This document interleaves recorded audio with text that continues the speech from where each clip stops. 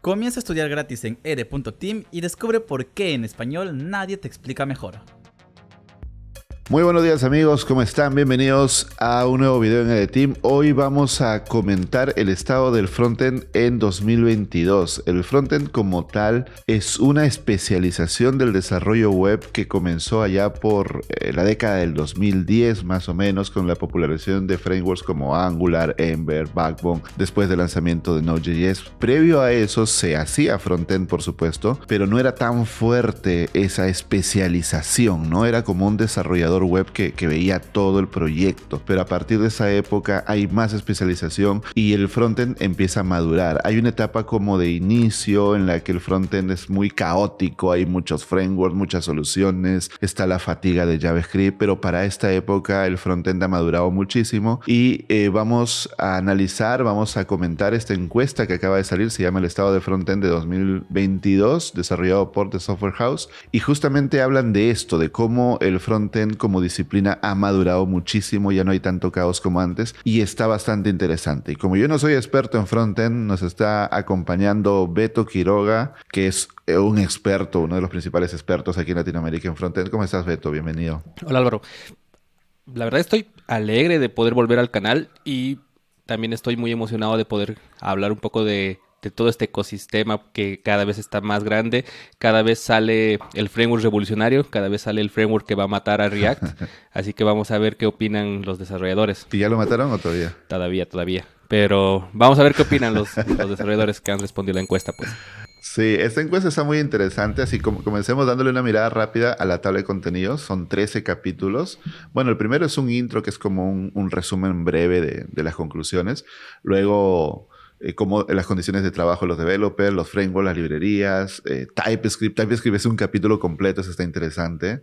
Los generadores de sitios estáticos, el hosting, los microfrontends. A mí me sorprendió eso, porque antes se hablaba como una curiosidad, ¿no? Y ahora es un capítulo en la encuesta. Las tecnologías en el browser, el manejo del código, el testing, las buenas prácticas y el futuro del frontend. Así que son 13 capítulos y vamos a ir mirándolos y comentando porque está muy interesante. Número 1, intro. Pero quisiera comenzar con una pregunta que le hacía Beto off the records antes de la grabación, y es, esta especialización del frontend no existió todavía en el desarrollo web, ¿no? Antes era el Exacto. webmaster que hacía todo, ¿cierto? Sí. Y algo que internamente también me acuerdo que hace unas 2-3 semanas estábamos bromeando, bueno, yo bromeaba con una de las chicas que está aprendiendo precisamente del desarrollo web, o sea, no es una persona técnica, y esa persona estaba entendiendo de que ahora los clients, o sea, el renderizado en el lado del cliente es lo nuevo, ¿no? Que antes se renderizaba todo desde el lado del servidor.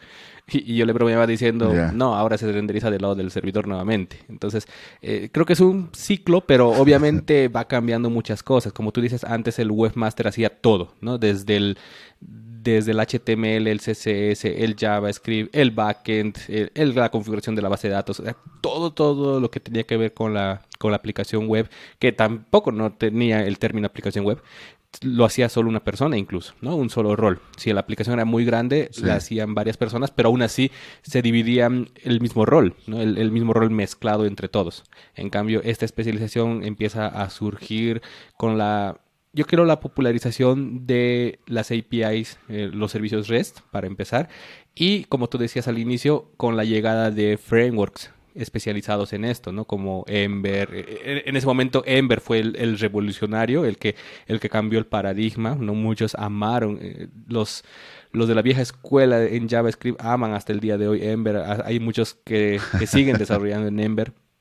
Pero luego de eso llegó Angular, ¿no? Se popularizó AngularJS en ese tiempo de Google y esa fue la patada inicial que marcó esa diferencia. Estamos, ¿no?, hablando de 2010, ¿no? Sí. Bueno, 2010 es lanzamiento, ¿no? Pero la popularización como tal vez el 11, el 12, que empezó a surgir. Claro, pero sí recuerdo esa época que era una locura, ¿no? Porque, o sea, haciendo memoria, para dar un poquito de contexto a los que están viendo el video, antes de Ember, de Backbone, de Angular, pues el rey era jQuery, pero jQuery era manejo del DOM.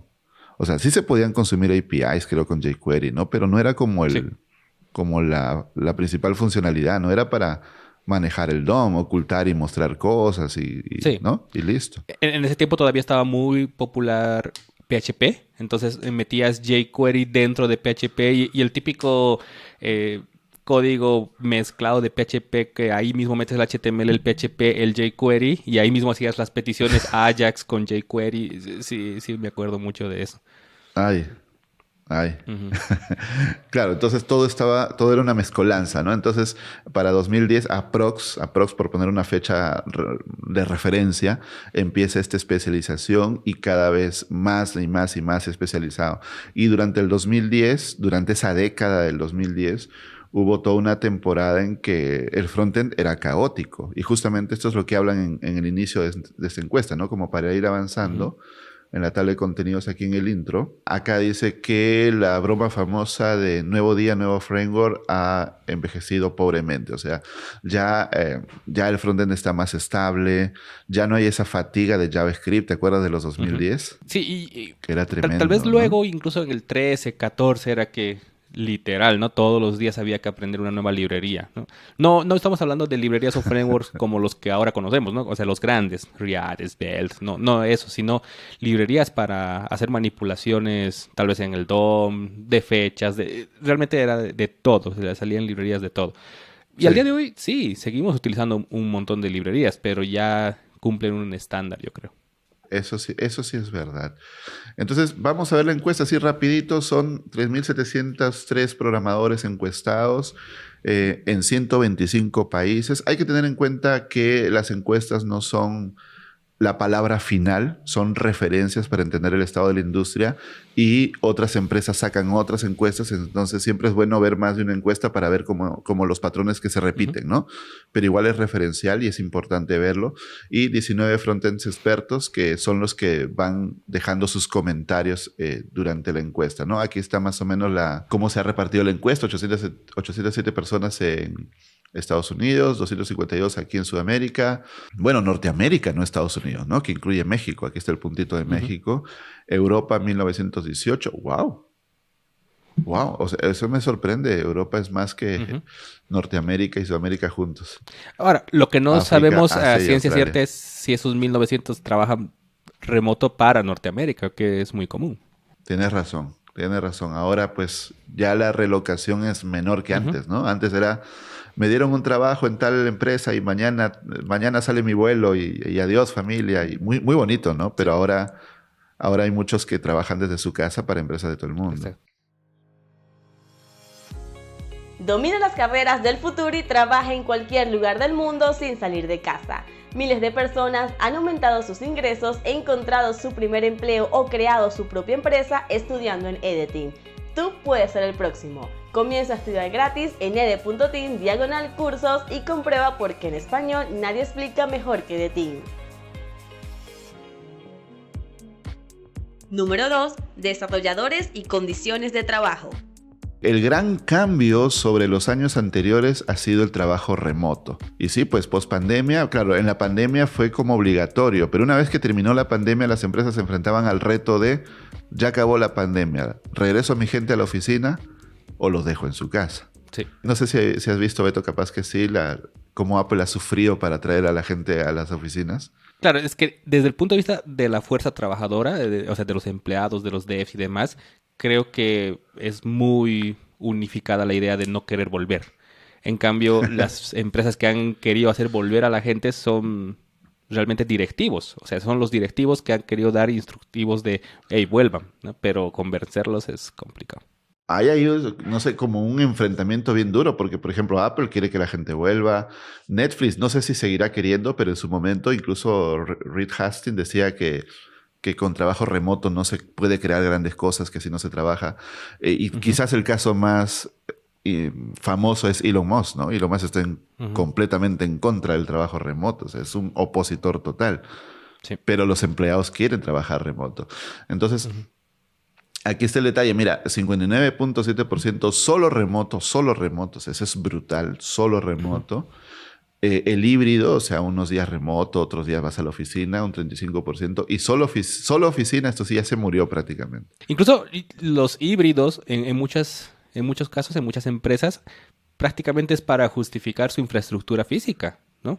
Sin ir lejos, yo Sí. tengo aquí a una cuadra de mi casa una empresa que alberga o tiene la capacidad de albergar aproximadamente a 1.500, 2.000 programadores y desde la pandemia ahora está vacía. Y ahora post pandemia han dado la opción a los trabajadores de que puedan volver a, o sea, hacer un híbrido si quieren desde la casa, si quieren vienen acá y demás, pero no se ve gente. Antes de la pandemia yo me acuerdo toda la zona era parqueadero de autos inmenso todo el día porque los programadores, bueno, los empleados tenían autos, pero ahora no se ve eso. ¿Y qué van a hacer con su oficina? ¿Lo van a alquilar como Airbnb? Probablemente. ¿Qué más, no? Otro detalle interesante, mira, acá dice que no solo los ingenieros frontend hacen frontend. Esto está como trabalenguas, pero si nos vamos aquí al detalle, se explica un poquito mejor. Mira, estudiantes de bootcamp que están empezando, los autodidactas, product managers que a veces mandan cosas a producción, developer advocate. No sé qué es eso. Siempre pienso en una palta cuando veo estos bootcamp. ¿Qué es un developer advocate, Beto? Es un rol que más se dedica a hacer comunidad, más que a hacer desarrollo como tal. Sí. Ok. Bien. Frontend developer. Pero comunidad interna, llamémoslo así, ¿no? El que mueve la gente. Sí. Ok. Design System Director, un diseñador que también hace código, un diseñador gráfico y developer. Wow, esa mezcla. Un cabeza de todo. Una persona que es developer y hace de todo, incluyendo el frontend. Supongo que en equipos chiquitos. Ok, entonces esto está interesante porque pues no solo son ingenieros, ¿no? O sea, ya el rol muchas personas, muchos roles se meten las manos al frontend en los equipos. Y mira que esto me llamó la atención. Dice, ¿cuánto tiempo estás en el desarrollo frontend? Más de 5 años, 28%, más de 10, 24%, más de 3, 22%. O sea, están ahí parejitos, ¿eh? Más de un año, 18%. Eso sí, baja bastante. Algunos meses, eso es poquísimo. No sé a qué se deba, ¿no? Tal vez tiene mucho que ver el hecho de que está corriendo mucho el rumor de que la tecnología está decaída y ya el atractivo de entrar a la tecnología como que ha menguado, ¿no? O sea, las personas dicen, no, ya no voy a conseguir trabajo, están despidiendo gente. Entonces, en los últimos meses, quizás la gente está más cauta, en especial la gente que quiere cambiar de área, ¿no? En cambio, antes... Eso, tienes razón. Exacto, en cambio, antes había Antes mucha había gente. esa fiebre de moverse rápido, ¿no? Exacto. Sí, me muevo rápido, renuncio y me voy a otra empresa, que no está mal, es tu crecimiento, pero ahorita es mejor estabilizarse, ¿no? Sí. Bien. ¿Cómo describes tu estatus? Mid-level es el número 1 con 28.9. Senior, ahí de segundito en 28.6. Lead, 19.6. Pero un lead es un rol más que un nivel. Sí, más de gestión. ¿O no? Exacto. Pero como no Claro. mete las manos directamente al código, o sea, no son sus tareas diarias, tal vez por eso es la separación, ¿no? Entiendo. Junior, 13.1. Ok. Y jefe de tecnología, 4.6. CTO, un 2.9 y otros un 2.3. Bueno, no hay mucho que comentar aquí. Esto sí me gustó, mira. ¿Qué tamaño es tu equipo en el que trabajas? Y si bajamos aquí a los números, mira, más de 500 empleados, 30.1. De 51 a 200, 20.4. O sea, más de la mitad de la gente que ha respondido a esta encuesta trabaja en grandes empresas. Sí, pero me sorprendió que de 11 a 50 esté ahí en el segundo lugar. Perdón, en el tercero. Que son empresas medianas, como Edeteam, por ejemplo. Sí.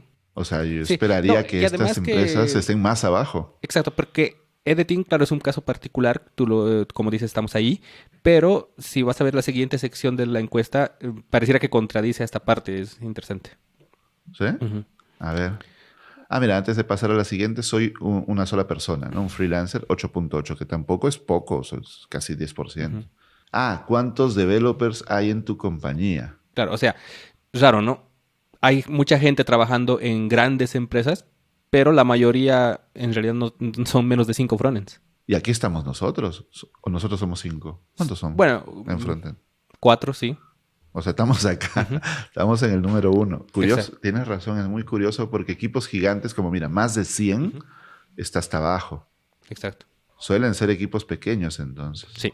Bueno, también con equipos pequeños se trabaja un poquito Sí. mejor, Entonces, ¿no? la gran mayoría son empresas multidisciplinarias, ¿no? Como EDETEAM, que tenemos equipo de marketing, equipo de ventas, equipo de soporte. Claro. Entonces, no todos, no la mayoría de la empresa se dedican al desarrollo como tal.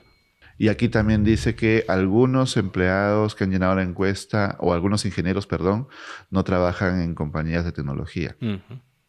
Bueno, o sea, la mayoría son en empresas directamente de tecnologías, ¿no? Empresas de desarrollo o empresas que su producto es tecnológico, como EDETEAM. EDETEAM no es una empresa de software, pero nuestro producto es principalmente tecnología.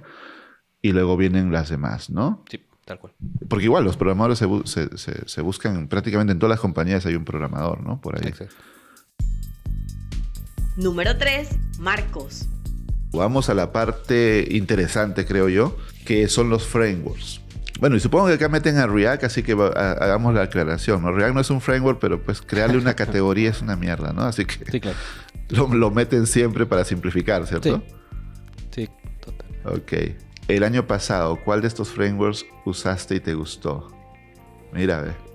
Claro, estamos hablando del casi 80%. Casi 80% de la gente ha usado Wow. React y no solo lo ha usado, le ha gustado. Wow. Y el segundo es Next, que tiene relación con Claro. React, ¿no? ¿Qué es Next, Beto? Claro, prácticamente es React en las tripas, no, obviamente, pero es para hacer server-side rendering, ¿no? Para renderizar React desde el lado del servidor. Entonces, ya de forma directa se junta con Node, ¿no? Tú no tienes que hacer ninguna configuración ni nada, simplemente instalando Next, tú haces el React de toda la vida y tus componentes, hoy tu información, tu data, tú puedes renderizarla desde el lado del servidor. Interesante. Sí. Y fíjate, a mí lo que me llama la atención es lo que tú dices, ¿no? No solamente es que usaste, sino que te gustó. Ujú, Porque generalmente la gente usaba React, pero no estaba en primer lugar en el que más me gusta. ujú. Estaba como en el que más uso. Y a eso React ha cambiado, tal vez su sintaxis, su forma de trabajar, como para que guste más, ¿o qué? Sí, React ha madurado bastante. Yo creo que desde la llegada de los hooks, que bueno, ya no es tan nuevo, ¿no? Ya son 2, 3 años que se empezó a popularizar.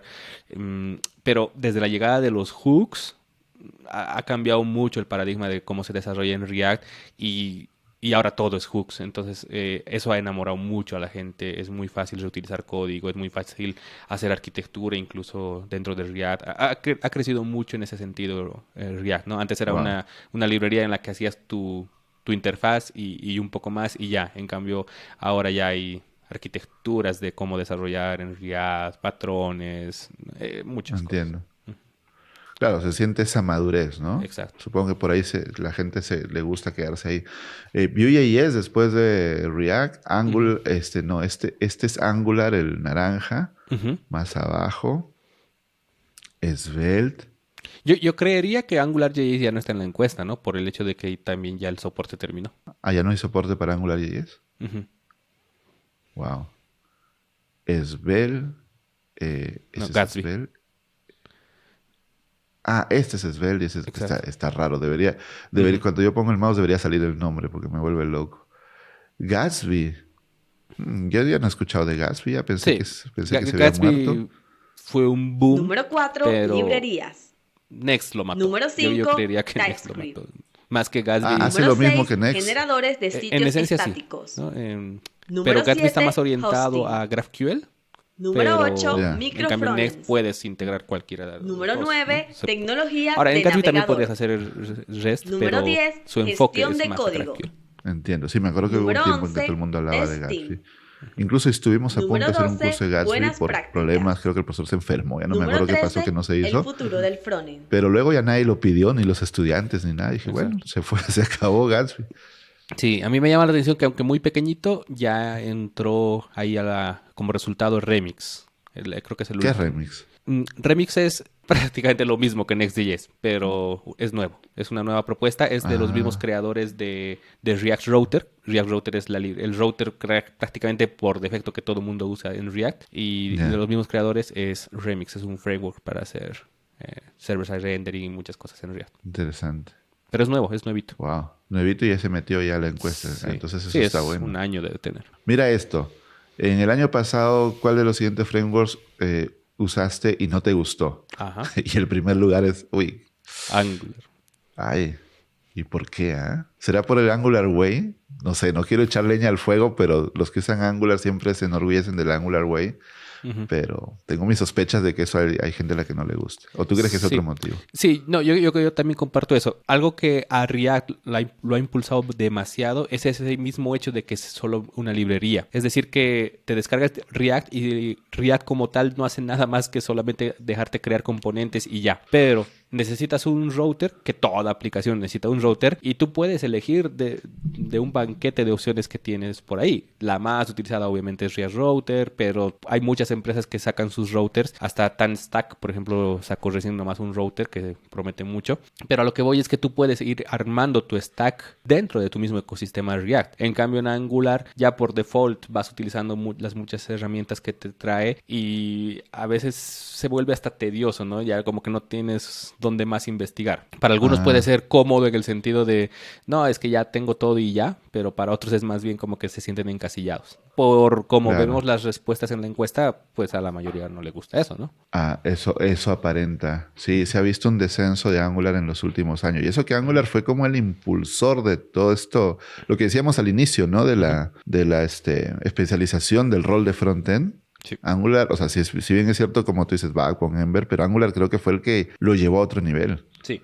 AngularJS. Otro punto fuerte de Angular, o sea, ya fuera de AngularJS, fue la llegada de TypeScript. Y mucha gente ama TypeScript. Y la verdad que al día de hoy, y vamos a ver más abajo, TypeScript se ha vuelto un estándar ya en la industria y demás. O sea, TypeScript es muy querido por los programadores frontend, pero antes era la opción para Angular. O sea, TypeScript era igual a Angular. En cambio, al día de hoy ya no. Claro. TypeScript es React, TypeScript es Vue, TypeScript, todo JavaScript, ¿no? Todo cualquier framework frontend. Entonces, eso también Prácticamente hace es un que, TypeScript. claro, si amas TypeScript ya no tienes que hacer necesariamente Angular, ahora puedes hacer Es cualquier como, otro framework. se ha vuelto, bueno, la analogía tal vez es un poco exagerada, pero como un SaaS para CSS, ¿no? O sea, como que tienes que usarlo si quieres tener más cosas, ¿no? Sí, tal cual. Ujú. Bien, sigamos. A ver, ¿cuál de estos frameworks, cuál de los siguientes frameworks quieres aprender en el futuro? Uy, acá la cosa cambió completamente, mira.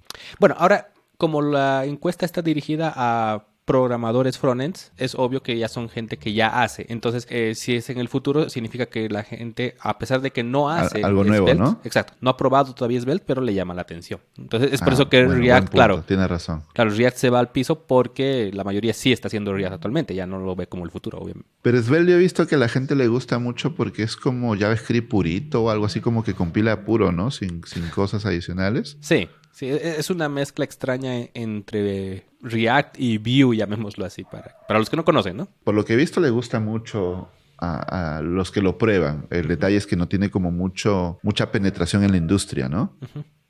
Pero Sí. como para herramienta, para jugar y hacer cositas, le gusta mucho a los programadores. Sí, pero ya hay proyectos bastante interesantes en Svelte. Yo hace un par de meses o 3 meses, ya no me acuerdo cuándo, yo vi una noticia en la que una página importante de Apple, no me acuerdo si Apple Music, pero uno de sus productos usaba Svelte. Ya. Entonces ya lo estaban, los mismos de Svelte ya lo usaban eso como insignia, ¿no? Como, hey, Wow. miren, acá estamos. Qué interesante. Número 4. Librerías. Redux y Lodash. ¿Pero Lodash no se murió hace años?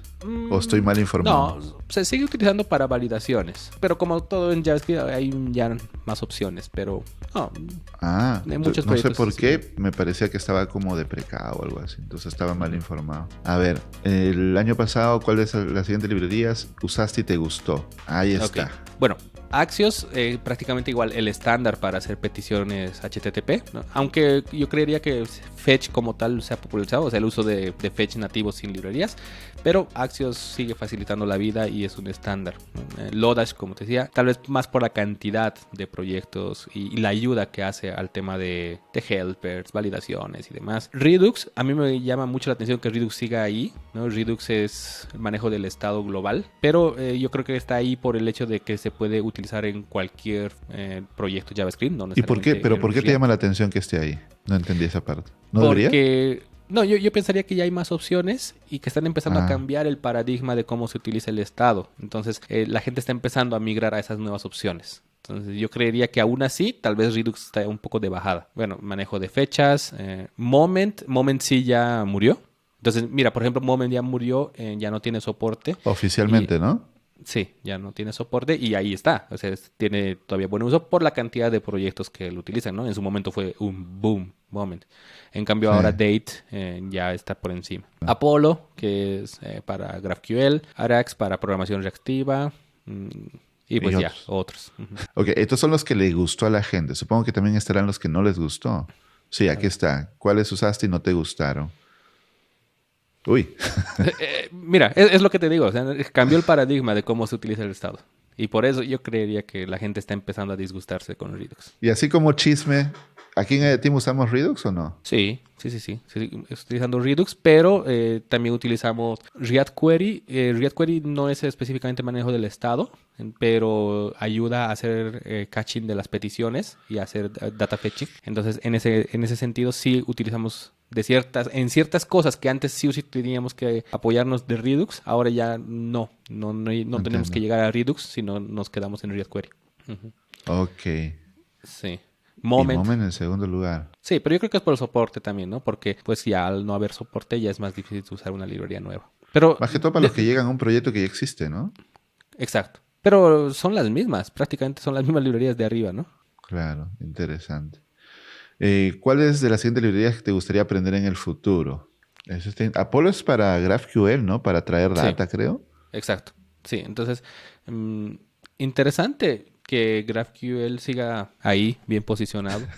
Pero o sea, es que me llama la atención porque Tuvo está su bien momento, ¿no? posicionado. De hype. Sí, claro, pero está bien posicionado aún así como para algo que se quiere aprender en el futuro. O sea, la gente no lo está usando en el momento. Y es casi la mitad, son casi 40 y algo %. Como lo que decías hace un rato, ¿no? Como me llama la atención, capaz o sea, no, tal vez Exacto, no como pero un no lo proyecto estoy usando. seguro, ¿no? Exacto. Exacto. Pero es curioso porque sí, GraphQL tuvo un hype pero brutal en su momento y luego se empezó a desinflar. No significa que la tecnología se haya muerto, solo que se dejó de hablar, ¿no? Sí. Acá dice que los sistemas de diseño no tienen un claro ganador. Esto me llamó mucho la atención, mira, porque hubo un tiempo en que sí se usaba mucho estas cosas a lo Bootstrap, Foundation, que ya se murió hace años también, ¿no? Luego estaba, Sí. ¿cómo se llamaba? Materialize. Había un montón de cosas en su Sí. momento, ¿no? Bueno, que son implementaciones de Material, ¿no? Pero fíjate que el número uno es mi propia solución. Ya como que cada compañía empieza a crear sus propios sistemas de diseño con sus propios tokens, sus propias colores, tipografías, componentes, ¿no? Sí. Incluso yo creo que eso ha ayudado mucho o ha sido impulsado por la popularización del rol del UI y UX, ¿no? Que antes no se escuchaba mucho, ¿no? Antes, Es verdad. como el frontend hacía todo, ¿no? Entonces se apoyaba de una librería Material UI, Bootstrap en ese tiempo, ¿no? En cambio ahora prácticamente toda empresa tiene un UI UX, ¿no? ¿Y para qué vas a tener un UI UX? Para usar Bootstrap, por ejemplo, ¿no? O Material. Incluso en los siguientes años, yo adelantándome un poco a lo que se verá en 2023, 2024, creo que se va a ver con más fuerza la división, o más que división, especialización, ¿no? Del UI y el frontend como tal. Exacto. ¿No? El frontend como dedicado a la lógica pura, al funcionamiento de la interfaz, y el UI a diseñar la interfaz, ¿no? Exacto, sí. Que yo ya creo hay que esa especialización. Dime. Claro, hay la especialización, pero no tan fuerte, ¿no? Claro. Yo creo que la crecida monumental de Tailwind es gracias a eso también. Y es que Tailwind, que es, llamémosle, un CSS en HTML, o sea, es muy raro eso, pero sí te permite hacer tu propia implementación desde cero de tus diseños, ¿no? Solamente que te estás apoyando, en lugar de hacer código CSS, haces implementación de Tailwind, ¿no? Pero sigues tu sistema de diseño. Claro. Entonces, por eso estás creciendo Tailwind. En cambio, en Bootstrap, en Material, no estás siguiendo tu línea de diseño, ¿no? Tu sistema de diseño. Interesante, sí. Y Bootstrap todavía sigue ahí, me sorprende. Yo pensaba que Bootstrap ya se había ido para el otro mundo. Pero Yo creo ahí que es sigue. por la mira. cantidad de proyectos. ¿Sí? Pues tienes razón, ¿no? Hay que darles mantenimiento. Y no es que Bootstrap sea malo, ¿no? Sino que las tecnologías pues tienen como sus ciclos, ¿no? Hay algunas que empiezan poco a poco a decaer hasta que se van yendo, ¿no? Pero igual ahí está Bootstrap. Igual como referencia en Editing pues pueden aprender pues todo lo que hemos estado viendo, ¿no? Las librerías, los frameworks. No lo mencioné en su momento, pero se los menciono. Styling Tools. Oye, esto me llamó mucho la atención, Beto. Yo me acuerdo, bueno, para los que me conozcan, como contexto, hace casi 3 años ya dejé de escribir código. A veces escribo código, pero por hobby, ¿no? Pero ya estoy retirado, entonces no estoy actualizado, ¿no? Entonces una vez le pregunté a Beto, oye, Beto, ¿se sigue usando SAS? Creo que me dijiste que sí, ¿no? Ujú. Sí. Pero yo estaba SAS. con la duda porque por ahí he escuchado que no, que ya se murió, pero acá me dicen que no, que está muy vivo. Cuéntame. Sí, En tu SAS opinión. se sigue utilizando muchísimo. La encuesta igual, obviamente, nos aclara eso, pero está entrando un nuevo paradigma de tal vez sí utilizar CSS puro, CSS modular y demás, pero de ahí a hacerle frente a SAS todavía no ha llegado a ese punto. Eso es muy interesante porque, claro, con esto de los, como le llaman, style components, creo, ¿no? De meter el CSS en los componentes o el CSS in JS, que fue también una guerra durante unos años. Yo, que ya me he retirado, repito, del código, pensé que se había muerto, pero 49% es tremendo. Sí, sí. Y además que obviamente es la cantidad de proyectos que ya existen alrededor, ¿no? A mí más me sorprende, yo creo, la segunda posición de Tailwind. O sea, ha subido muchísimo. ¿Cómo ha crecido? Sí. Pero Tailwind, o sea, está chévere, pero supongo que igual cuando se necesita customizar algo vas a SAS, Claro. ¿o no? Bueno, en realidad, ahí sí hay una discrepancia. Tailwind no se entiende con SAS. ¿Qué es Entonces, PostCSS? ¿Algo así o qué? sí, exacto. Y siempre está ahí arriba. Eso es lo que me llama la atención. O sea, hay un rol como UI, UX, hay un rol frontend, pero siempre queda hueco el rol del maquetador, el rol del que implementa CSS o SAS. Siempre va a crecer más rápido una implementación que permita que te saltes ese rol, ¿no? Por ejemplo, Tailwind, ¿no? Tailwind hace que directamente el frontend pueda hacer la implementación que le pasa el UI. Entiendo. Bien, sigamos.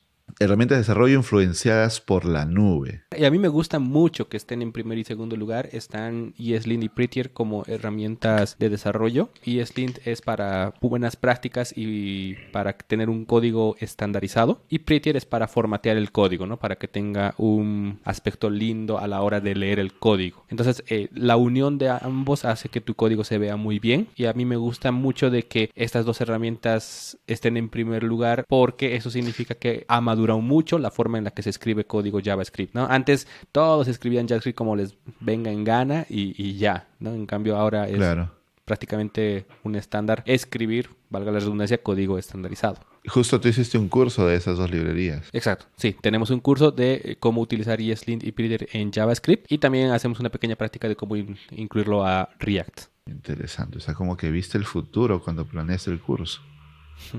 Wow. Sí. Webpack sigue ahí, pero hay otras opciones, ¿no? Vite o Bit creo que se pronuncia. Vite, es una palabra francesa, por eso es que se lee Vite. Bueno, Webpack yo creería que está ahí arriba solamente por la cantidad de proyectos que han habido hasta hace un par de años atrás, ¿no? O sea, prácticamente todo era Webpack. Entonces, está yendo más bien para abajo, ¿no? Y más bien ese 25% que ahora tiene Vite y pueden tener otros más abajo, es porque están empezando a crecer por encima de Webpack.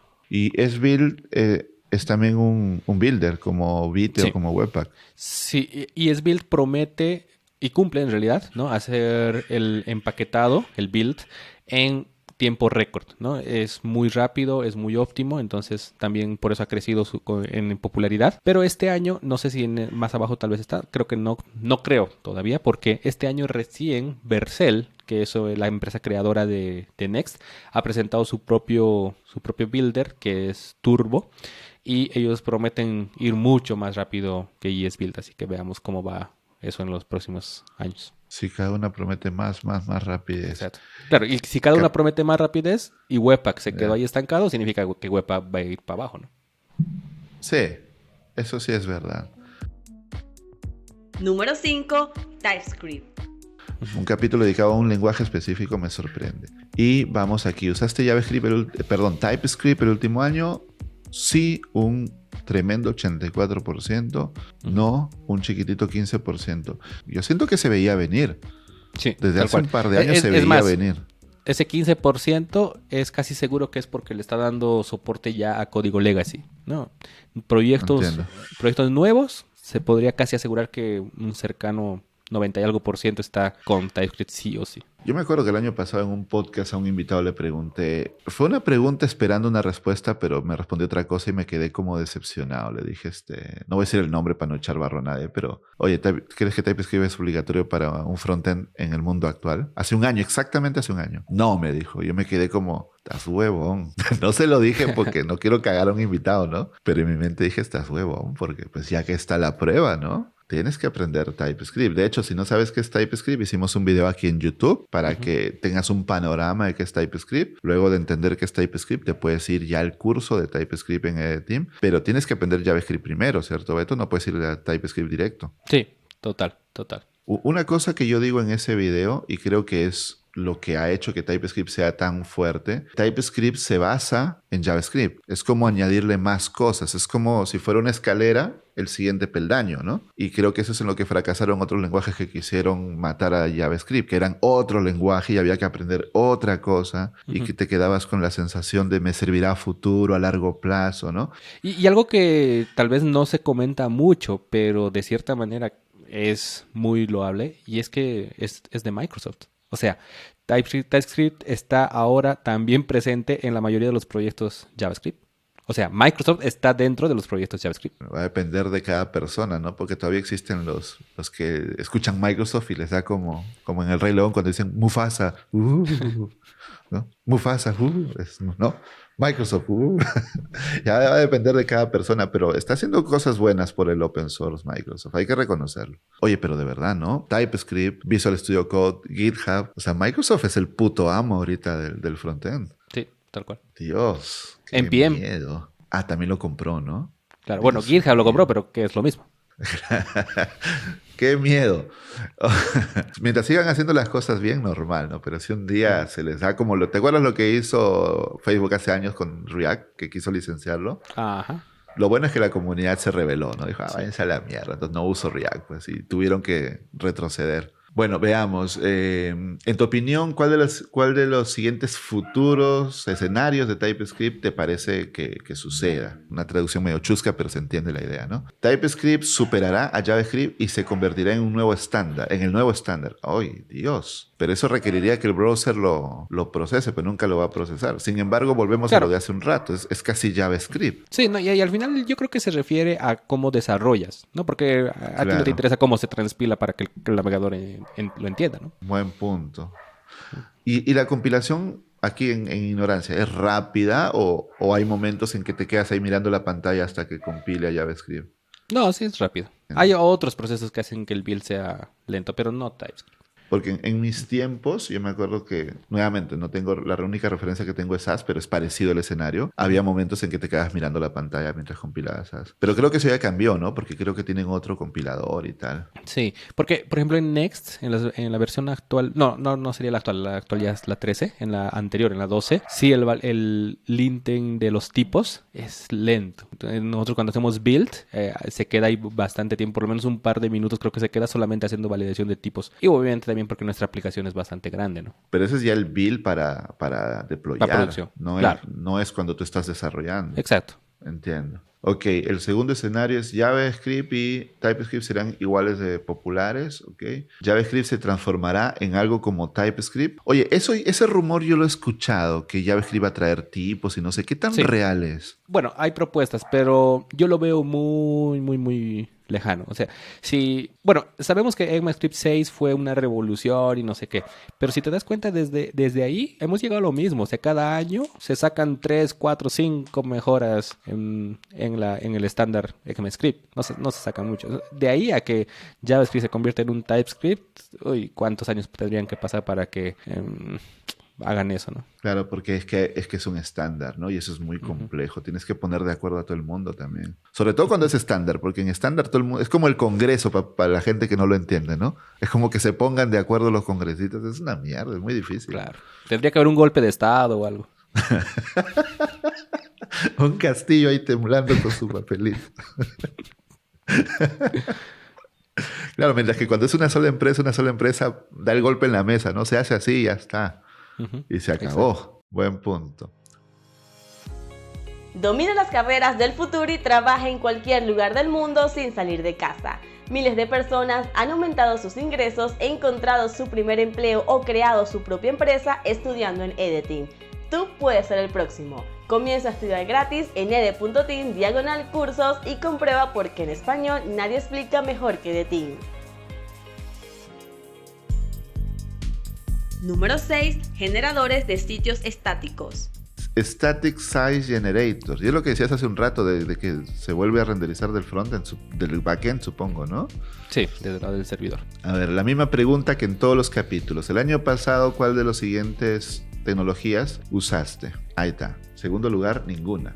Ujú. ¿Cómo así? Pues están haciendo React puro, digamos, ¿no? O los frameworks puros. Están haciendo aplicaciones que se renderizan del lado del cliente. Next en primer lugar. Un poquito de contexto, Beto. ¿Qué es un Static Site Generator? Porque nos saltamos el contexto. Ok. Cuando la web nació, cuando la web empezó, no teníamos ni siquiera JavaScript, ¿no? Solamente los sitios web eran HTML, ¿no? Y un poco de estilos, ya digamos que se incluía CSS. Y ya. Ahora, imagínate que tú solamente haces eso, solamente haces estático. Escribes de forma estática un archivo HTML, un archivo CSS y un archivo JavaScript para hacer pequeñas cositas. Y eso es eso, son archivos estáticos que no cambian. La información que está plasmada en esos archivos que las carga el navegador no cambia. Entonces, al día de hoy nos hemos dado cuenta de algo, entre comillas, obvio, y es que eso es mucho más rápido de que estar preguntándole cada vez a la base de datos, hey, dame la información de los artículos del blog, dame la información de los usuarios, dame la información de X cosa. Entonces, eso es muy lento. Así que se ha mejorado el proceso y lo que se hace ahora es, imaginemos un blog. Si tú tienes un blog y tienes un artículo del blog, ¿cuántas veces al día editas un artículo del blog? Prácticamente no lo haces. Pueden pasar semanas y el artículo sigue ahí, sigue estático. Entonces, hagamos una cosa. Solamente una vez en el momento del build, preguntemos a la base de datos la información del artículo. La traemos y la ponemos en un archivo. Obviamente eso se hace de forma automática, eso lo hace el builder. Y ya lo deja todo en un archivo y ya está. Y ya es estático. Entonces, el navegador va a leer ese archivo estático. Entonces, hemos vuelto a lo antiguo, llamémoslo así, pero ya no lo haces tú, lo hace el builder y al navegador le entregamos archivos estáticos. ¿Y eso es Next? No. Que es Next, el número 1. Claro, Next te permite hacer server-side rendering y también te permite hacer sitios generados de forma estática. O sea, ambas cosas. Entonces, en este caso, para sitios generados estáticos, está en primer lugar. Y eso me llama mucho la atención porque Next no era su principal característica. De Next, su principal característica siempre ha sido server-side rendering. Recién hace 2 versiones atrás es que Next ha incluido generación de sitios estáticos. El que llegó con esta filosofía fuertemente era Gatsby. Y por eso es que Gatsby está en tercer lugar, por la cantidad de proyectos quizás que tiene todavía listos o hechos. Claro. Pero Next, a pesar de que recién entró, digamos, entre comillas recién, ¿no? Pero recientemente entró a ese campo, ya sobrepasó por mucho a Gatsby. Usando la misma lógica, será por la gente que ya viene usando Next en otros proyectos y le es más sencillo usar la misma tecnología, ¿no? Sí, tal cual. Veamos, ¿cuál es tu favorito? Bueno, casi es la misma pregunta de hace un rato, ¿no? Next, Gatsby, Nux. ¿Nux es para Vue, creo? Sí. ¿Hugo es para ¿no Go? ¿Es ese de Go? Sí, de Go. Qué curioso que haya uno de Go acá. Número 7. Hosting. ¿Qué onda con el hosting? Se me hace curioso. ¿Habrá una migración masiva o la migración masiva al cloud significa el final del tradicional hosting? ¿No? Supongo que será como el hosting que ibas y te comprabas por $10 el año, ¿no? Que nosotros comenzamos así, ¿no? Sí, claro. Pero eso era... o sea, ahí tengo dudas. Ahí, a ver, ayúdame. Porque eso lo hacíamos... Comenzamos este video hablando del tiempo en que no había la especialización de frontend y backend, ¿no? Y yo creo que ese tipo de hosting lo comprábamos en esa etapa, cuando no había esa especialización. Cuando se separa el frontend y el backend... Sí, ya no. Creo que ya ese tipo de hosting empieza a quedar obsoleto porque ya tienes que dividir tu aplicación en pedazos que ya más se enfocan a un modelo cloud, ¿cierto? Y es por eso que ahí vemos en el gráfico que el primer lugar al día de hoy, pues es Amazon, ¿no? Es la nube. Y en segundo Es lugar que- está mi propia implementación, es decir, lo que decíamos nosotros antes, ¿no? Comprar un servicio, una VPS, que es un servidor virtual privado, Sí. en estos servicios como DigitalOcean, Linode y demás, y ahí tú creas Tú tu lo propio, configuras. exacto, tu propia configuración, que básicamente es muy similar a contratar a Amazon Web Services, ¿no? Pero mira, ayúdanos ilustrándonos, para los que tal vez no estén muy enterados, ¿cómo es el hosting para frontend? O sea, ¿solo se hostea el frontend, el backend está en otra parte? ¿Cómo se trabaja? Ok, dependiendo cómo estás construyendo tu aplicación, vamos a poner un ejemplo muy básico, una aplicación React purita. Cuando tú haces un build de una aplicación React, solo React, él te entrega prácticamente una carpeta que tiene archivos HTML, CSS y JavaScript. Entonces es un sitio web de toda la vida. Así que lo puedes poner Ok. en cualquier lugar. Lo puedes poner en un hosting baratito de $10 que tú decías. Lo puedes poner en una VPS que lo único que necesita es servir ese archivo y ya. O lo puedes Ya. poner pues en GitHub Pages incluso o en cualquiera de estos servicios gratuitos. O sea, porque al Sí. fin y al cabo solamente es HTML, CSS y JavaScript. No necesitan Buen nada, punto. entre comillas, especial. Buen punto. Y o sea, ¿se sigue usando Apache o no? No ¿O ya tanto. no? No tanto. Es que Apache se yo usa, creo que ha entonces? estado muy amarrado a PHP, ¿no? En cambio, Pero igual necesitas un servidor web para Sí. servir el HTML. ¿Qué se usa entonces? pues con Yo un Node, me quedé atrasado en el tiempo. con un Node, que lo único que le digas es, hey, sírveme esta carpeta y este archivo index.html, ya está. O sea, Node funciona como servidor web también. Es más, en el team, por ejemplo, eso es lo que hacemos. Nosotros tenemos una aplicación interna que es un sistema de un gestor de contenidos, un CMS, y lo hosteamos así, Ya. tal cual. Es un servidor Node con 4 líneas y ya. Wow. Sorprendente. Entonces ahí está. Y justo lo que tú me contaste una vez, no me acuerdo, a un video creo que me contaste, esto de Vercel y Netlify que con un clic deployas, ¿no? Sí. Y me gusta mucho que si sumas esa opción 3 y opción 4, si lo sumas, prácticamente pasan a estar en primer lugar, ¿no? Y digamos que es un estilo, ¿Verdad, un tipo no? serverless. Ajá, es decir, ya no me importa mucho cómo se configura el servidor, o sea, ya me vale, ¿no? Yo lo único que quiero es subir mi sitio y punto, y que funcione. Y Vercel y Netlify te ofrecen eso, ¿no? Que con muy poca configuración, prácticamente con solo crearte una cuenta, ellos ya te dan un proyecto, un dashboard y ya, y tú ahí cargas tu Y proyecto.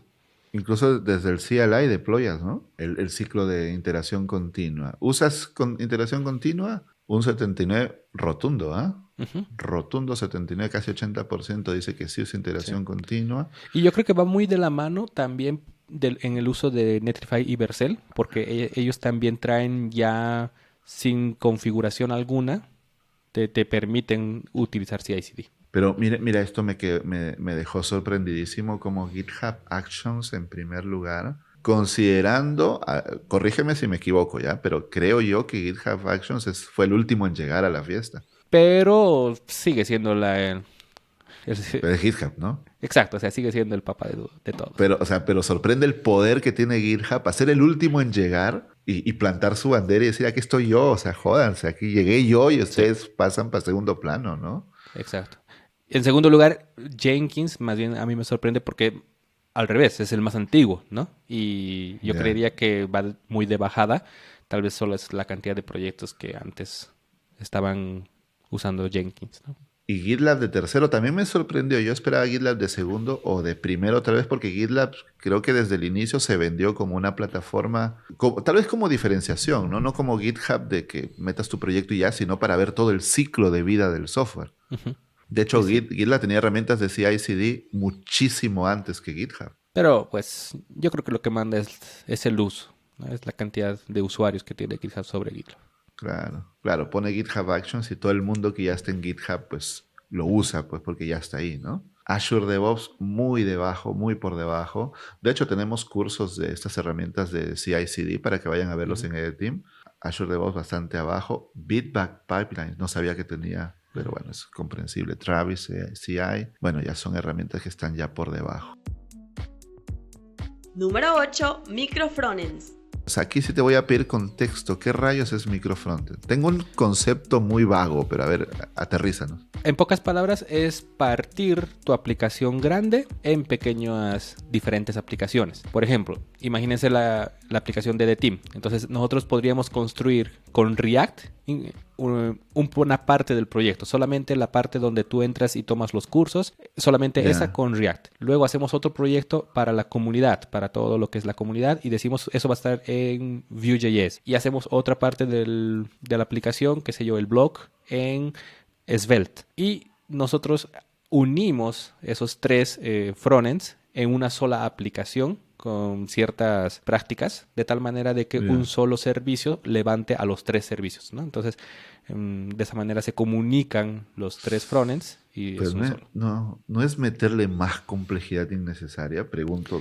O sea, me sí, suena. no. Cuando los equipos ya son muy grandes y cuando ya se empieza a delegar mucho la responsabilidad de una parte a un equipo, pues ya le puedes también dar la libertad a ese equipo de que elija su tecnología, elija su flujo de trabajo. Interesante, porque luego, y conectarlas. Uy, no sé, bueno, yo desde mi desconocimiento, ¿no? Uh-huh.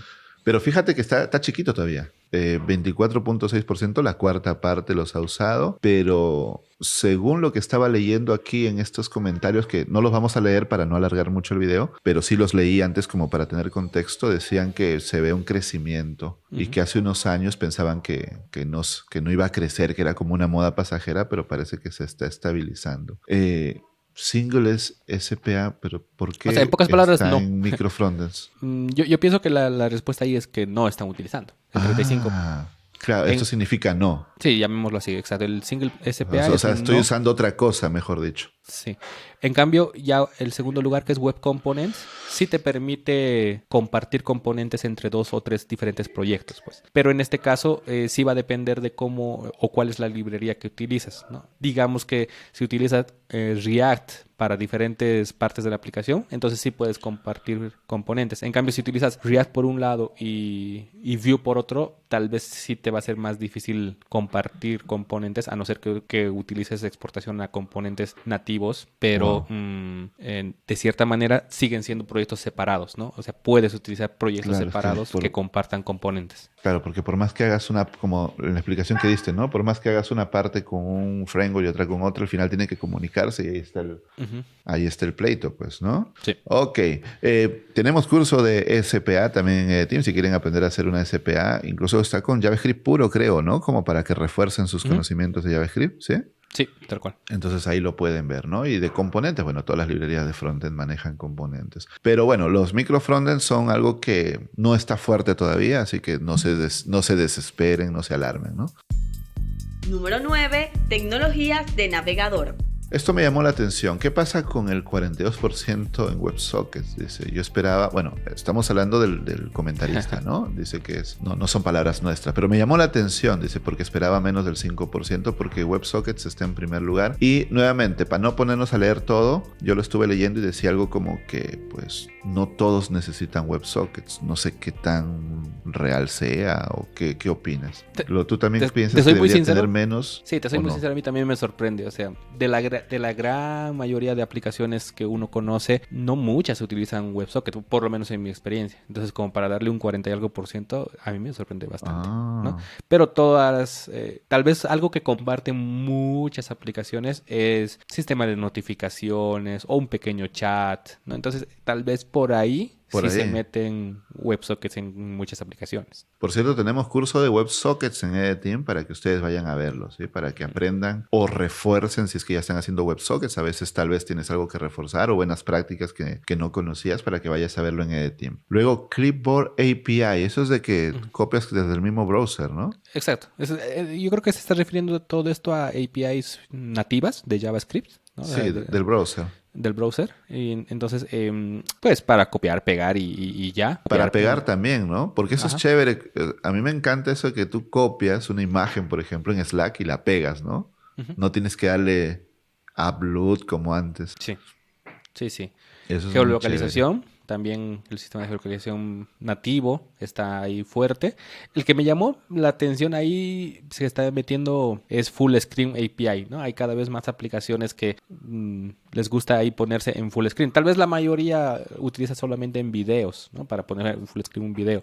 Pero para hacer con la pandemia yo creo que se ha popularizado mucho el hecho de hacer presentaciones, el hecho de hacer varias cositas a pantalla completa. ¿Y qué más tenemos? WebGL, eso es 3D, ¿no? Sí. El que me llama la atención que esté tan abajo es WebAssembly, ¿no? A pesar de que igual como que se ha hablado mucho en los últimos años de WebAssembly, todavía no ha crecido tanto. Mi interpretación de WebAssembly es que el uso de WebAssembly es pequeño porque es para proyectos que realmente superan a JavaScript. Uh-huh. Es ¿no? como O sea, cuando JavaScript ya no puede, aplicación desktop, ¿no? ¿no? Es una aplicación desktop que tiene que migrar a... Sí, sin ser experto, es mi interpretación, ¿no? Cuando ya JavaScript toca techo y ya no puede más, ahí hay que meterle WebAssembly. Pues sí, y esas son pocas las aplicaciones que... Por ejemplo, Figma usa WebAssembly, porque Figma es brutal. Pues imagínate, todo lo que hace Figma y que lo haga en el browser es algo que te vuela la cabeza. Y ahí sí, ¿no? Ahí sí usa WebAssembly. Creo que Google Maps y no sé qué más usan WebAssembly.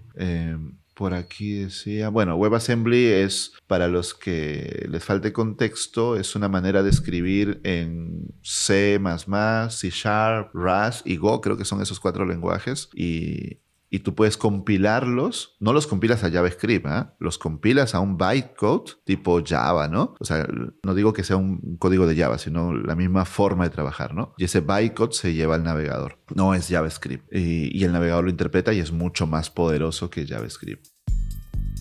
Número 10. Gestión de código.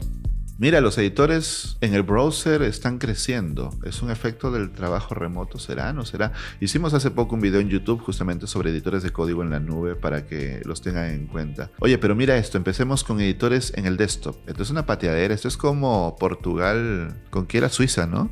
Sí. Como Portugal-Suiza. Qué duro. A ver, ¿qué pasó ahí? Yo creo que Visual Studio Code, para empezar, no es un IDE. No es un... supuestamente, llamémoslo así, no es un IDE. Pero la gran potencia que tiene Visual Studio Code es que al ser tan versátil y al poder agregarle tantas librerías y al haber tantas cosas que le puedes agregar, permite que lo conviertas en un IDE prácticamente, ¿no? Y desde Visual Studio Code puedes hacer muchas cosas, conectarte a servicios, incluso Postman, por ejemplo, que es muy popular. Ahora ya hay otras alternativas que funcionan dentro de Visual Studio Code. Puedes utilizar Docker, puedes hacer testing, puedes hacer mucho desde Visual Studio Code. Y antes eso solo se imaginaba y desde JetBrains. Entonces ahora ya... Claro. Con lo liviano que es Visual Studio Code, a poder hacer lo mismo, pues ya no necesitas irte a JetBrains. A mí me gustaría hacer una analogía ahí, que yo en su momento usaba WebStorm y no le entraba yo a Visual Studio Code, pero yo me acuerdo de algo, creo que es similar a lo de React con Angular. Por ejemplo, había un plugin de de Visual Studio Code que hacía algo, y en JetBrains, en WebStorm no había, y tenías que esperarte a la siguiente actualización de WebStorm a ver si de casualidad lo incluían esa feature, ¿no? Y yo sí me acuerdo de eso, era frustrante, era como, tamar, está chévere esto que tiene Visual Studio Code. Y creo que ahí es similar, ¿no? O sea, te tienes encerrado a los updates que te dé la empresa, mientras que Visual Studio Code tiene un ecosistema gigantesco. Entonces, si te falta algo, buscas el plugin, lo metes. En WebStorm no hay tanto eso. Pero vamos a editores online. Desde tu punto de vista, Beto, ¿qué crees? ¿Empezará a moverse el desarrollo online o no? ¿Solo para ciertos proyectos pequeños?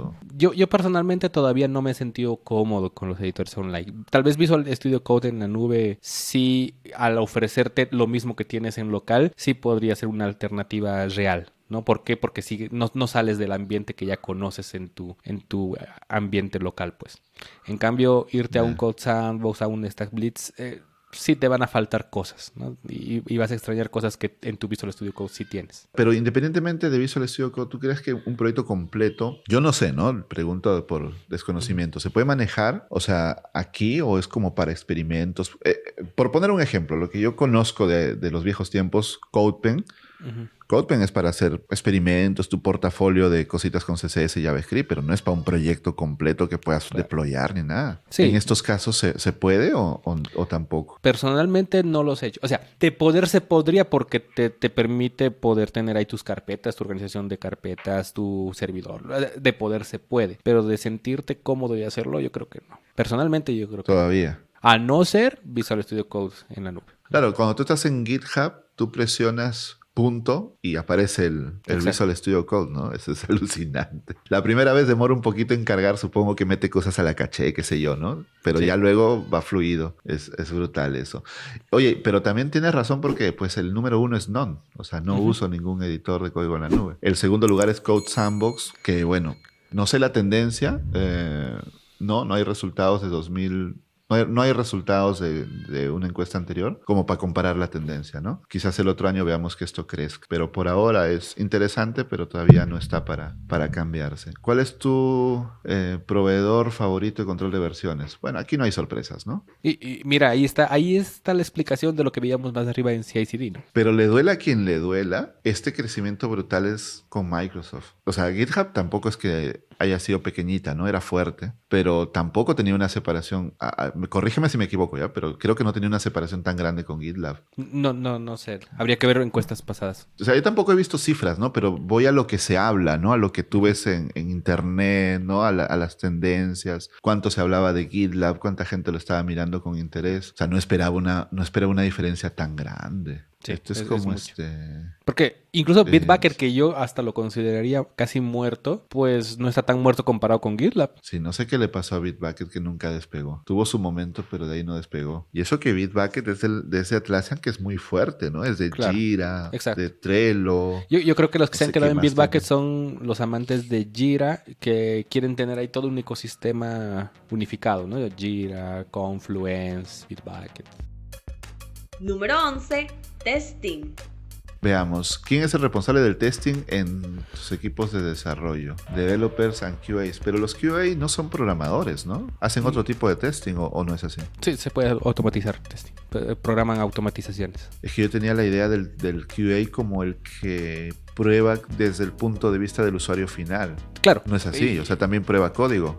No. O sea, pero automatizas eso. Que en lugar de que tú le vayas haciendo clic, tú le dices, tú creas una pequeña aplicación, llamémoslo así, que va haciendo los clics por ti. Y te dice cuando hay algún error o algo. Exacto. Ajá. Esas son las pruebas end-to-end. Ok. Only developers, 24.5. ¿Qué tipo de pruebas hacen los developers entonces? ¿Las unitarias? Sí, ¿O y las de integración integración. Ajá. Ok, principalmente developers, un 20%, principalmente QAs, only QAs. Ok, bueno, este es porcentaje, pero veamos, creo que acá está más interesante.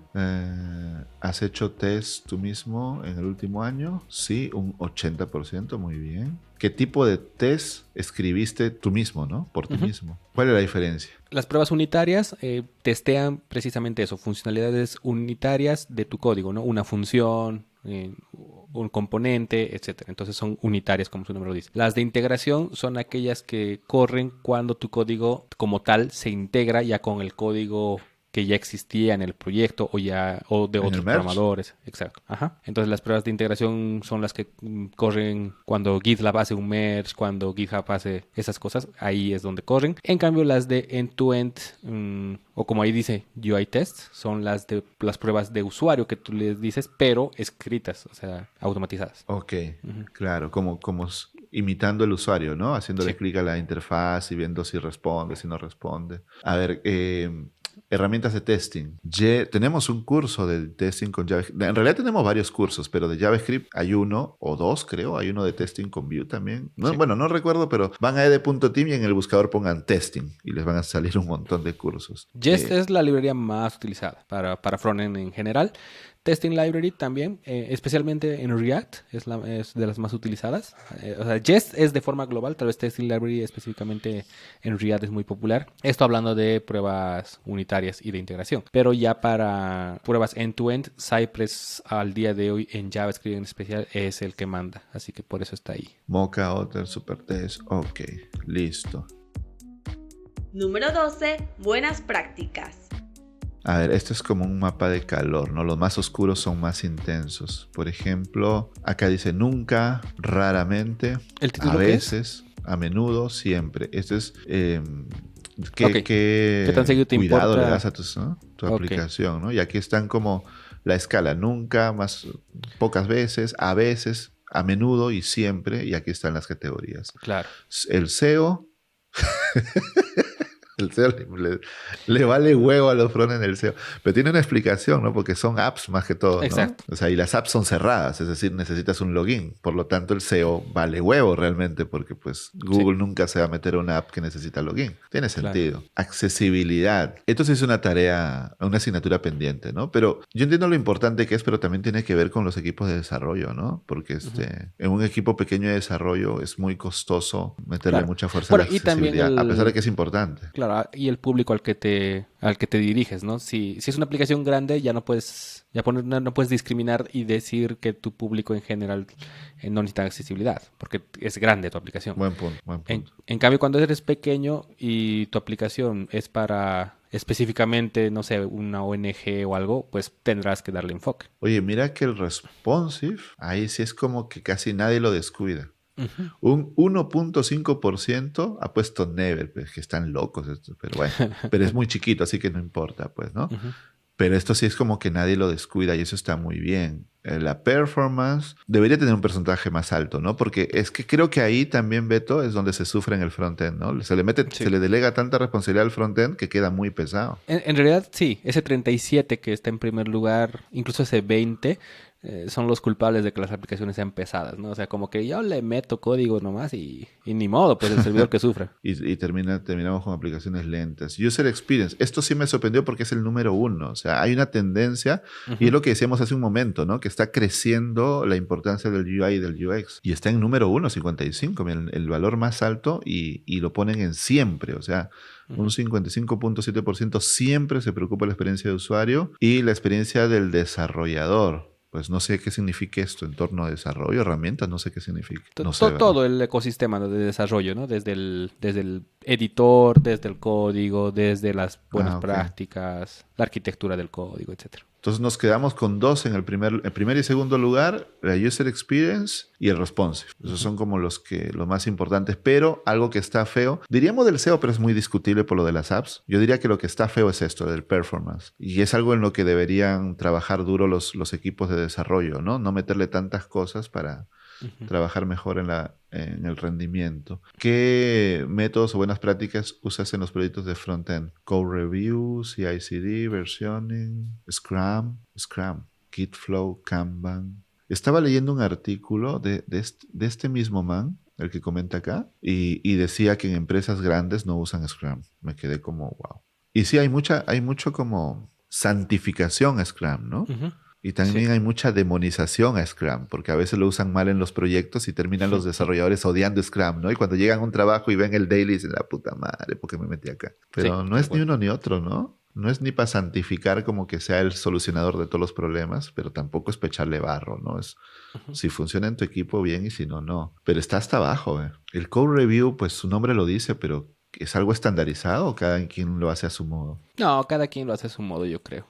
Dependerá de los estándares de código de la empresa, ¿no? Pero aún así sí se considera una buena práctica. Pero es manual, ¿no? Pero aún así se considera una buena práctica porque, pues, antes era muy normal que salga y si se rompió producción, no sabemos qué pasó, ¿no? Pero es curioso porque esto es manual mientras que CI/CD es automatizado. O sea, esto toma más tiempo, pero aún así está en primer lugar. O sea, como que hay un interés en las buenas prácticas. Y eso está bueno. Claro, toma más tiempo porque un ser humano tiene que ponerse a mirar el código. Bueno, el SEO. Bueno, lo que ya dijimos, ¿no? Que el SEO, si son apps, pues no es muy importante. Y si no son apps y son web públicas, creo que ahí es el server-side rendering lo que ayuda al SEO, ¿no? Sí, tal cual. Número 13. El futuro del frontend. El frontend puede entrar en una fase de estabilidad. Eso está bueno, ¿no? Ya no tanto caos como antes. Y veamos, en tu opinión, ¿cuáles de las siguientes tendencias o soluciones subirá en popularidad y cuáles estarán muertas en 2 años a partir de ahora? Accesibilidad, bueno, acá ganará popularidad, sin cambio, se morirá y no saben, opina. Accesibilidad crecerá, Atomic Design igualito, Component Drive Development subirá 58%, wow. Cross-Platform Applications. Se me hace raro hablar de cross-platform en web, porque web pues ya lo es, ¿no? Yo pienso que más bien desde JavaScript puede crear aplicaciones para el escritorio, para el teléfono. Buen punto, sí, podría ser así, ¿no? Y yo creo que sería lo ideal, porque pues una sola tecnología ya tienes todo, ¿no? Yo creo que al día de hoy tal vez se ha comprobado que React Native y cualquiera de esas tendencias de crear aplicaciones Bridge con JavaScript no fueron lo ideal, ¿no? Flutter como que las ha barrido completamente, pero tal vez va a venir una segunda ola que cambie ese paradigma y ahora sí lo haga de buena manera, ¿no? Yo creo que sí, porque volvemos a lo que hablábamos hace un rato. Figma es web y es donde JavaScript ya no llega porque necesitas más performance, más features, ahí está WebAssembly a salvarte la vida, ¿no? Visual Studio Code es web y es el puto amo del mundo del frontend y es completamente web. Aunque tú lo instales en el escritorio, es web. Está basado en Electron que vino de Atom y tal, ¿no? Y ahí tenemos varias aplicaciones que son web y corren bien en el escritorio. Claro, hay todavía deudas, ¿no? Como el consumo de RAM y tal, ¿no? Pero mejorará. Bueno, GraphQL va a crecer un poquito, según ellos. Headless CMS. Esto es para tener un CMS pero hacerle su frontend, ¿no? Sí. O sea, te entrega la API nada más. Uh-huh. Se me hace curioso. Eso es como ser frontend sin backend. O sea, esto te da el backend. Jamstack, pues va a estar igual. Microfrontends, pues más o menos. Online Page Builders. Eso existió toda la vida, ¿no? Uh-huh. Bueno, Progressive Web Applications va a crecer según... Esto es opinión de los encuestados, ¿no? No es una verdad absoluta, es opinión. Server-Side Rendering, 60.5. Esto es de lo que más va a crecer según la opinión de los encuestados. Web Components. Aquí se me hace raro. Web Components, cada vez que lo veo, digo Web Components como React, Angular o como estándar. Yo creo que o como en general estándar. El concepto. Sí, como estándar y como concepto, ambas. Y WebAssembly. WebAssembly va a crecer definitivamente, es un hecho. Pero curiosamente acá hay una que dice Die va a morir y ninguna, según los encuestados, nada va a morir. O sea, los porcentajes son muy, muy bajitos. No sé si es bueno o es malo, pero... Y listo, bueno, aquí más palabras, aquí te puedes descargar. Creo que ha sido interesante darle una mirada a esta encuesta. Recuerden nuevamente que esta es una encuesta, no es la última palabra, no es verdad absoluta, hay mucho de opinión aquí, pero es muy interesante porque te permite ver hacia dónde va la tendencia, ¿no? Hacia dónde va, qué tecnologías están adoptándose más, qué tecnologías están yendo, sobre todo cuando ya acabamos el 2022 y empezamos un nuevo año, el 2023, que te ayuden a ver a qué tecnologías apostarle a tu aprendizaje, ¿no? ¿Qué opinas, Beto, ya para ir cerrando el video? Sí, si tienen que apostarle a una tecnología en JavaScript, pues creo que el resumen de esta encuesta es TypeScript, ojo, luego de haber aprendido JavaScript, ¿no? Es TypeScript, claro, y React.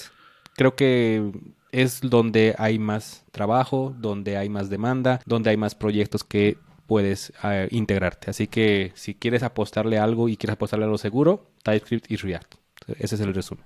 ¿Cuál sería tu orden? JavaScript, TypeScript, React, JavaScript, React, TypeScript. ¿Cómo recomendarías el orden? JavaScript, React, TypeScript. Ok, JavaScript, React, TypeScript. Y todo eso lo puedes aprender en EDTeam con Beto. Aunque el de TypeScript no lo dictas tú, ¿no? Pero el de React sí. Exacto, sí. Igual, perfecto. Entonces ya saben, JavaScript, React, TypeScript es la ruta recomendada por Beto, un experto en el frontend que nos ha ayudado hoy día a darnos muchas luces sobre esta encuesta. Espero que les haya gustado mucho. El video está un poco largo, pero creo que no tiene desperdicio porque hay muchos datos interesantes que hemos compartido. Y pues déjenos sus comentarios, déjenos también sus teorías de conspiración sobre esta encuesta. ¿Qué tecnologías usan ustedes? ¿Qué tecnologías van a morir? ¿Qué tecnologías van a crecer? O sea, ustedes mismos hagan el ejercicio de responder la encuesta en los comentarios para seguir conversando de tecnología. Entonces, palabras finales, Beto, para irnos. El frontend está cambiando constantemente. A pesar de que hemos pasado esa fatiga de JavaScript y esto está cada vez más estable, el frontend demanda que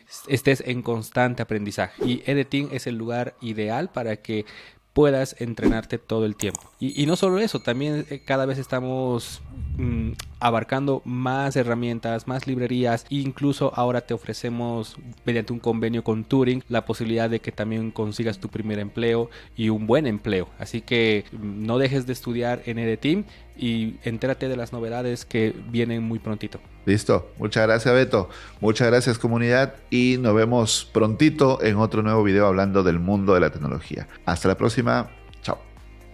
Comienza a estudiar gratis en ed.team y descubre por qué en español nadie te explica mejor.